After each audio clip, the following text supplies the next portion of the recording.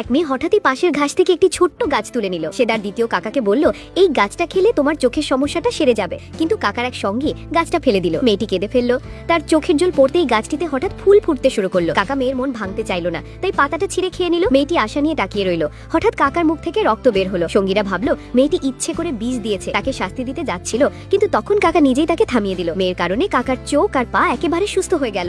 কাকা বুঝলো যাকে বাড়িতে অপয়া বলা হতো সে আসলে সৌভাগ্যে তারা। ফেরার পথে হঠাৎ এক হলুদ গরু তাদের পথ আটকালো। গরুটি মেয়েটিকে বলে দিল, সামনে বিপদ আছে, যেও না। সঙ্গীরা বিশ্বাস করলো না। গরু আবার কথা বলে নাকি? কিন্তু কাকা এখন মেয়েকে বিশ্বাস করে, তাই গাড়ি ঘুরিয়ে নিল। ঠিক তখনই সামনে পাহাড় ধসে পড়লো। মেয়ে সতর্কবার্তা দেখে কাকা অবাক হয়ে গেল। বাড়ি ফিরে দেখা গেল পালিত মেয়ে আগে থেকেই ফাঁদ পেতেছে। সে মেয়েটির জামা কাপড়ে ময়লা মেখে রেখেছে যাতে তার গা চুলকায়। সৌভাগ্য যে বাড়ির বড় কুকুরটি তাকে সাবধান করে দিল।